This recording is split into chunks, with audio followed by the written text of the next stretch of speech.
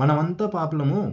So కాబట్టి ఒక పరిశుద్ధుడైన ఒక దేవుని కుమారుడు వచ్చి మన కోసం రక్తాన్ని కార్చేసి మన పాపలను పరిశుద్ధులుగా చేశాడని చెప్పేసి చెప్తా ఉంటారు.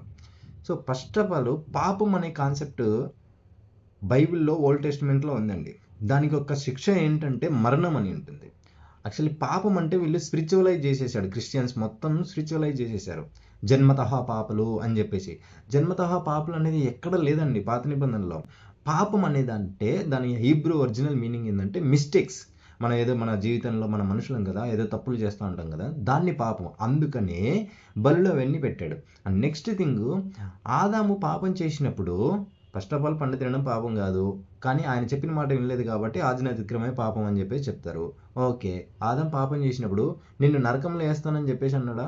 లేకపోతే నీ పాపముల కోసం యేసయ్య వస్తాడు 4,000 సంవత్సరాల తర్వాత అని చెప్పేసి చెప్పాడా? లేదు కదా. పాపం చేస్తే ఏమని చెప్పాడు? నిశ్చయంగా చస్తావని చెప్పాడు, నువ్వు నరకానికి పోతావు అని చెప్పలేదు. దాన్ని ఎందుకు తీసుకుని వచ్చి ఇక్కడ పడతా ఉన్నారు? అండ్ రోమన్ చాప్టర్ 6:23లో కూడా ఇదే ఉంటుంది. The wages of sin is death అని ఉంటుంది. పాపం యొక్క జీవితం మరణం, నరకం కాదండి. నరకం అనే కాన్సెప్ట్ లేదు. హెల్ అంటే దానికి అర్థమే తెలియదు వీళ్ళకి, క్రిస్టియన్స్కి. దాన్ని మొత్తం పెంట పంట చేసేసి వాళ్ళ యొక్క వీక్నెస్ని క్యాచ్ చేసేసుకొని వాళ్ళ ద్వారా డబ్బులు దండుకుంటూ భయపెడుతూ ఇలా చేస్తూ ఉన్నారనమాట. సో మీరు చూస్తే పాత నిబంధనలో ఎవ్వరు ఏం తప్పు చేసినా కూడా ఇమ్మీడియట్గా వాళ్ళకి శిక్ష పడేది.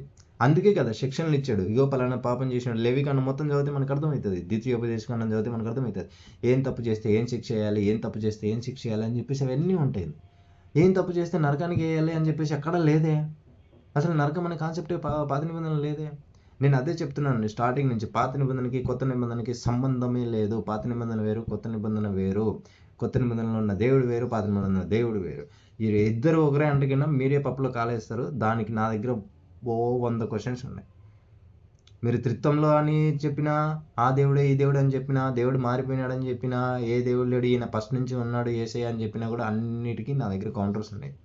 ఓకే, సో పాపం పేరుతోటి ఎవరైనా చెప్తే మీరేం భయపడకండి. అది రాంగ్ మిస్ఇంటర్ప్రిటేషన్. సో మిమ్మల్ని భయభ్రాంతులు చేసి మీ ద్వారా వాళ్ళు క్యాష్ చేసుకుంటా ఉన్నారు. So don't be afraid. There is no hell and heaven concept in the Old Testament. Okay.